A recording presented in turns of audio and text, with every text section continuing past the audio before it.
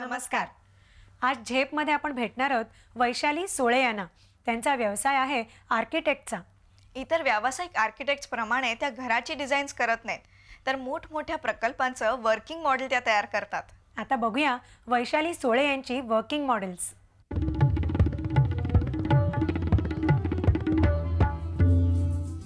कोणत्याही आर्किटेक्ट किंवा बिल्डर्सना एखादी वास्तू बांधण्यापूर्वी मॉडेल ठेवणं अतिशय आवश्यक असतं।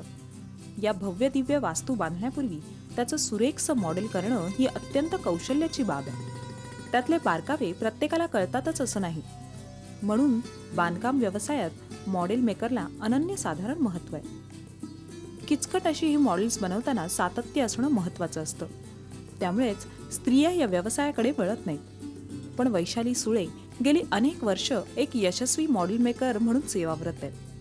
पेपर मॅशीच्या छंदाकडून व्यवसायाकडे वळलेल्या वैशाली सुळे यांची कहाणी अतिशय प्रभावी आहे।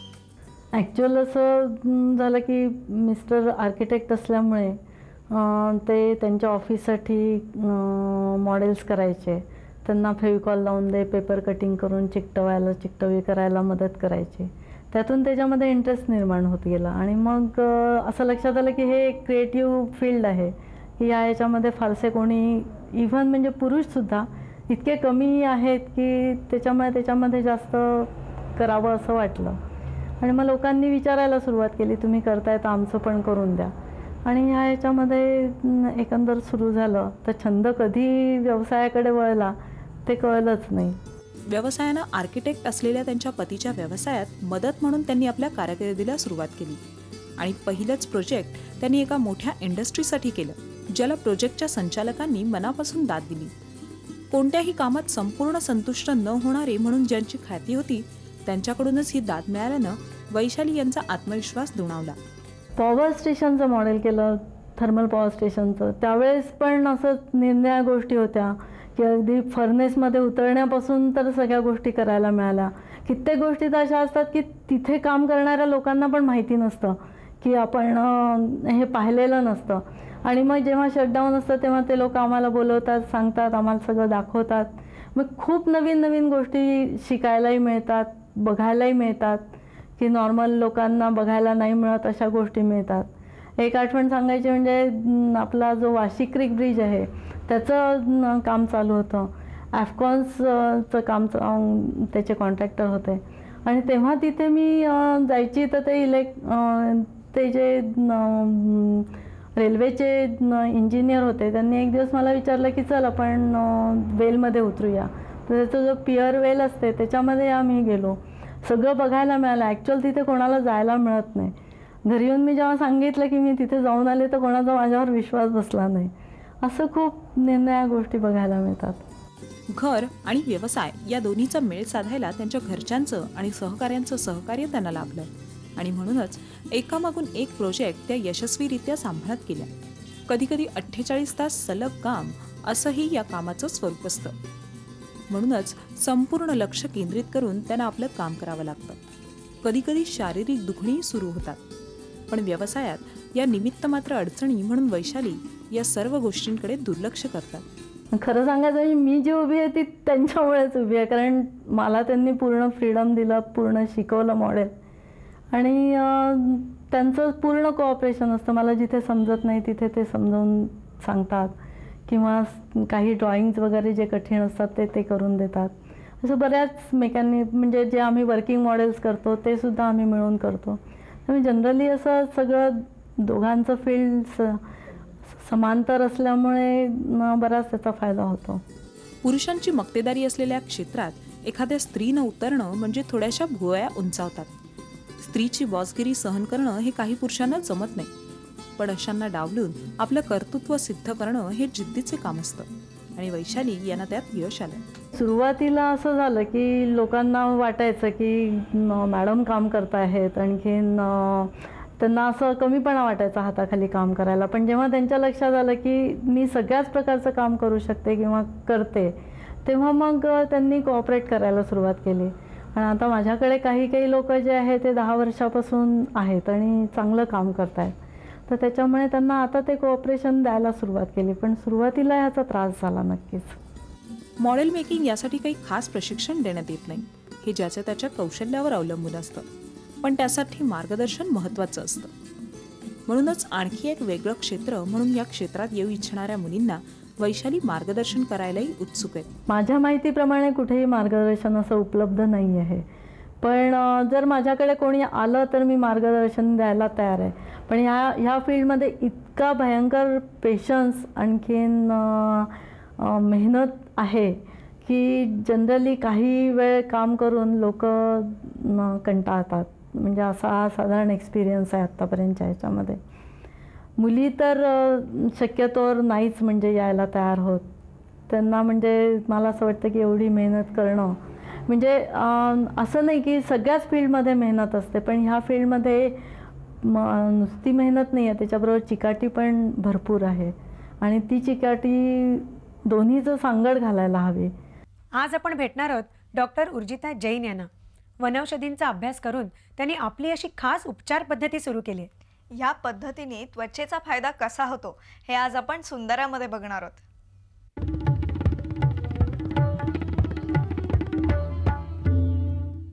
आपली त्वचा हा आपल्या स्वास्थ्याचा आरसा असतो.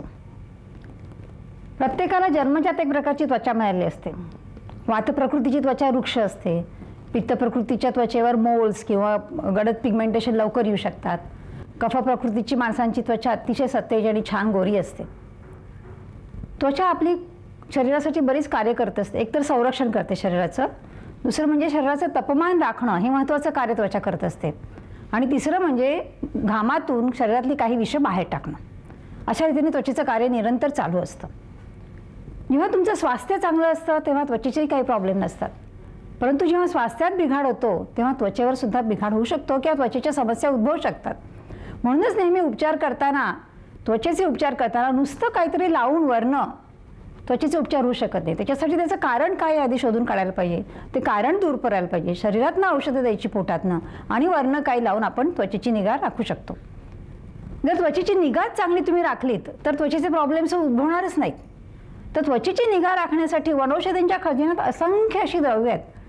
ब्युटिशियनच्या भाषेमध्ये तुम्हाला आर्द्रताकारी काय हवे असेल, ॲस्ट्रिंजंट हवं असेल, क्लेन्झिंग, टॉक्सिन्स काढणारं किंवा रिज्युवेनेटिंग, पोषण करणारं, ब्लिचिंग करणारं, अशी असंख्य द्रव्ये ब्युटिशियन्सला लागतात. आणि निसर्ग हा इतका मोठा कॉस्मेटॉलॉजिस्ट आहे की ही सगळी द्रव्ये या निसर्गाने आपल्याला दिलेली आहेत वेगवेगळी.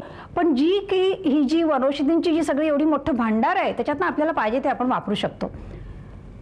आता त्वचेची निगा राखण्यासाठी सर्वात उत्कृष्ट असं द्रव्य दिलेलं निसर्गाने म्हणजे कोरफड. हे कोरफडीचं एक पान इथं आमच्यासाठी आलेलं आहे. आपल्याकडं कुठेही गावोगावी कुंपणावर पडलेली असते कोरफड, कोणी ढुंकूनसुद्धा तिच्याकडे बघत नाही. पण ह्याच ॲलोव्हेराला आज परदेशामध्ये इतकी मागणी आहे आणि aloe vera gel, aloe vera creams, aloe vera shampoo, aloe vera soaps अतिशय ही उत्पादन फार पॉप्युलर झाले आहेत. तर ह्या कोरफडीचा आपण वापर आपल्या निरगेसाठी कसा करायचा हे आपण पाहूया. कोरफडीचा चीक कसा काढायचा ते आपण आता पाहूया. तर ही जी कोरफड आहे त्याचं असं जे पान असतं त्याच्यामध्ये पारदर्शक असा गर असतो आणि त्या गराचं जो पाणी असतं ते त्वचेसाठी उत्कृष्ट असतं. मात्र हा जो हिरवा असतो की ह्याच्यामधनं जो एक ब्राउनिश रस येतो तो त्वचेसाठी हानिकारक असतो. त्यामुळे बऱ्याच लोकांना प्रश्न पडतो की आपण त्वचेसाठी कोरफड वापरायची कशी. तर असं त्याचं हे सगळं वरचं जर काढून टाकलं तर हा आता तो आपल्याला दिसत आहे की हा असा एक अत्यंत पारदर्शक असा हा रस चाकूने आपण खरवणून असा काढू शकतो. आणि हा पारदर्शक गर अतिशय त्वचेला चांगला आहे. त्वचेला थंडावा देणं, त्वचेवरच्या मृत पेशींपासून सुटका करणं, त्वचेवरचे काही डाग असतील ते कमी करणं आणि सगळ्यात मुख्य म्हणजे उन्हापासून संरक्षण करणं.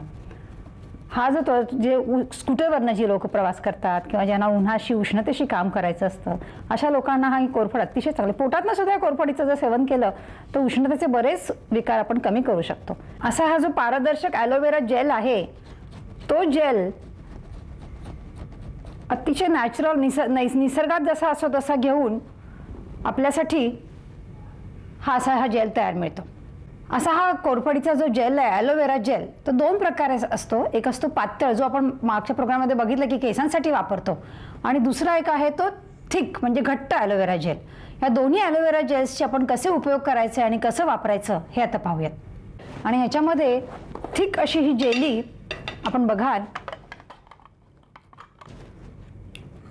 ठीक असा हा अत्यंत पारदर्शक आणि छान असा हा गर आपल्याला मिळू शकतो.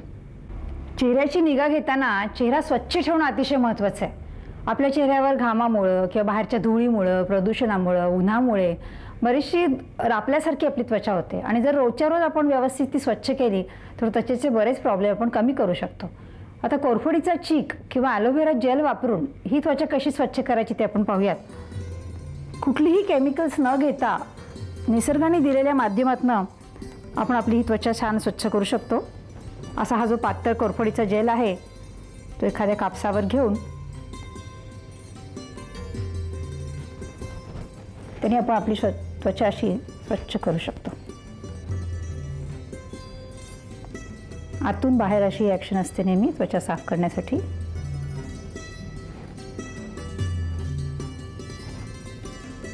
ही पहा, ही त्वचेवर किती घाण आपल्या असते.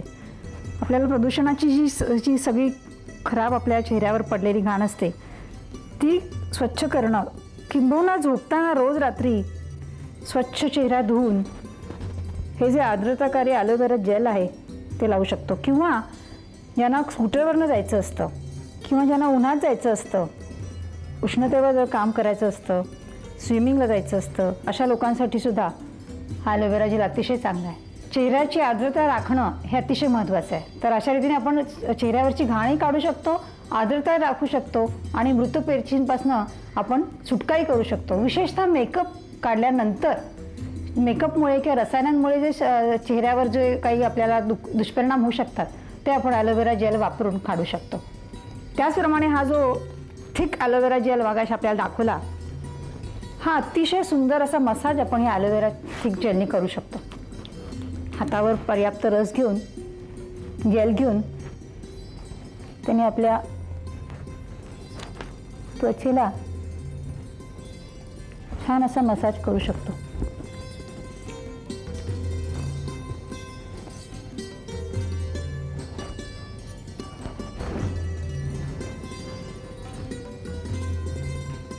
एक 20-25 मिनटं जरी हा चेहऱ्यावर राहिला तरी सगळ्या शरीराच्या तरी त्वचेच्या आतल्या लेयर्सपर्यंत सर्व पेशींना हा थंडावा देतो. फक्त अगदी डोळ्याजवळ शक्यतो घालू नये. अशा रीतीने हा जेल वापरून आपण त्वचेला नियमित मसाज करून त्वचेचे पोषण करू शकतो आणि त्याच्यामुळे त्वचेला कुठलाही प्रॉब्लेम होण्यापासून रोखू शकतो.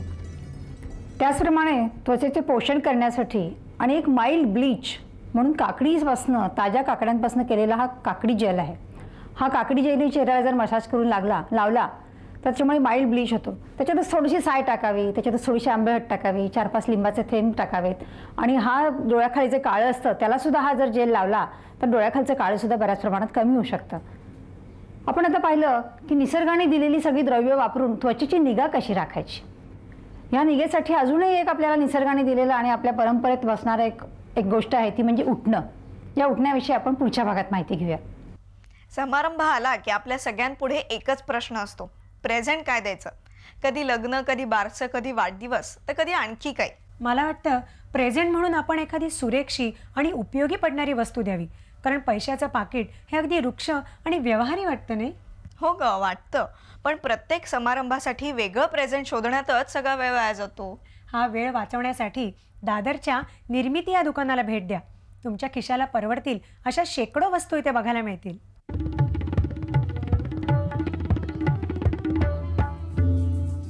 आपलं घर सजवायचं असलं की आपण हमखास निरनिराळ्या प्रदर्शनांना भेट देतो. विविध राज्यातून आलेली कलाकृती मग आपलं मन मोहून घेते. आणि आजकाल तर अशा विविध राज्यातून आणलेल्या पारंपरिक वस्तू घरात ठेवण्याचा एक ट्रेंडच आलाय. पण त्यासाठी प्रत्येक वेळेला प्रदर्शनाची वाट पाहावी लागते आणि मग आवडीची वस्तू नाही मिळाली की मग पुन्हा प्रदर्शनासाठी तिष्ठत बसणं आलंच. निर्मिती हे निव्वळ एक दुकान नाहीये, तर ते कित्येक कलाकारांसाठी आश्रयस्थान आहे.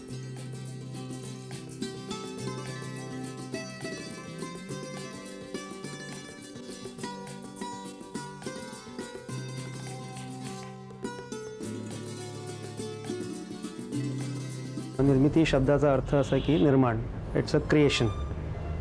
नाउ दिस हॅज बीन याची प्रेरणा मला being an art lover and by profession I'm an architect. So I had a lot of desire to collect more of artifacts throughout India. Different निरनिराळ्या राज्यात जाऊन त्याचं कलेक्शन करणं. प्लस माझ्या बायकोनेही म्हटलं की बाबा if you are so interested in कलात्मक वस्तूंचं संग्रह करण्याचं काय एवढी आहे तर you better go for an outlet. निर्मितीचं निर्माण केलं तेव्हा भारतात कुठल्या कुठल्या कला आणि काय काय काय आहे त्याची इनिशियली कल्पना नव्हती. पण जसं जसं भारतात डिफरंट जागावर त्याचं भ्रमण केलं, इंटिरियर पार्ट्स ऑफ इंडियामध्ये जाऊन एक्सप्लोअर केलं, तेव्हा कळलं की what Indian art is. And भरपूर Indian art has a lot of treasure. खजांची यांचं कलेवर प्रेम आहे, त्यामुळेच कलाकारांची सर्वोत्कृष्ट निर्मिती शोधण्यासाठी ते भारतभर भ्रमण करतात आणि त्यांची निर्मिती आणून निर्मितीमध्ये ठेवतात. इतकंच नाही तर त्यांच्याकडले कारागीर स्वतःही निर्मिती करतात.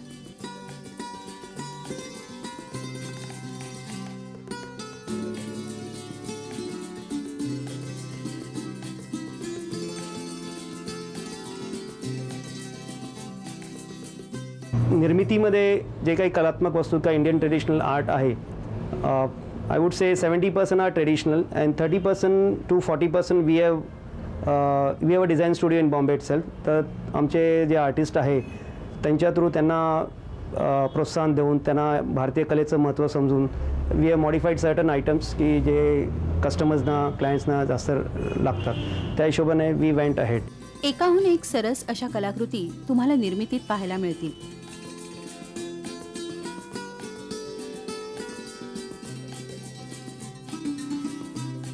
यापूर्वी कुठेही न मिळालेल्या आणि पाहिलेल्या अप्रतिम निर्मिती इथे आहेत, ज्यामध्ये सुगरणीचा खोपा आहेच, तसंच वारली पेंटिंग्स आणि मधुबनी पेंटिंग्स केलेला दुधी आणि चक्क घोसाळही आहे. या कलाकृती अतिशय मेहनतीनं आणि बारकाईनं बनवलेल्या आहेत हे पाहता क्षणीच लक्ष.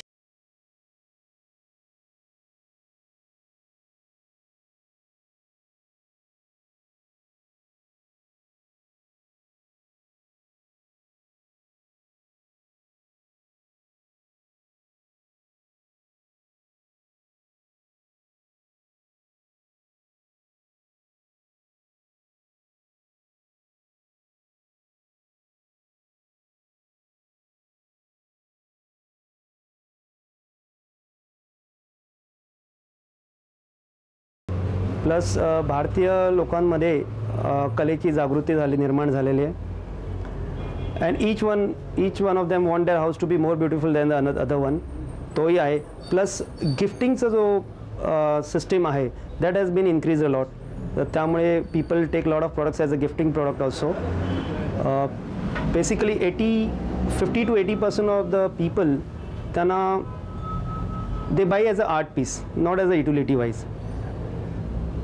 So there are people who appreciate Indian art, Indian people. Plus आम्ही आमच्या ग्राहकांना असं सांगतो की इंडियन आर्ट हे it's so intricate and so that की एक कलाकार त्याचं संपूर्ण जीवन त्याच्यात देतो त्याला, आणि ते प्रोडक्ट जे बनवतात that are really marvellous and it's very intricately done. दरवर्षी गणेशोत्सवाच्या वेळी विविध पद्धतीने बनवलेल्या गणेश मूर्ती आणण्याचा त्यांचा परिपाठच आहे. कलेची जाण असणारा कलाप्रेमी इथे येतोच, पण या आकर्षक वस्तू बघण्यासाठीही येणारे इथे जरूर येतात.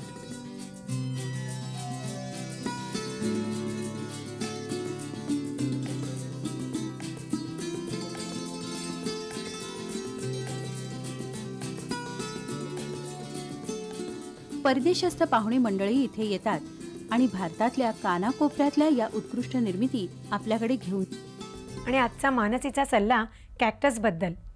खडतर हवामान आणि निकृष्ट जमीन यातही कॅक्टस चांगलं लागतं, तर सक्युलेंट्सना चांगलं हवामान आणि सकस जमीन लागते.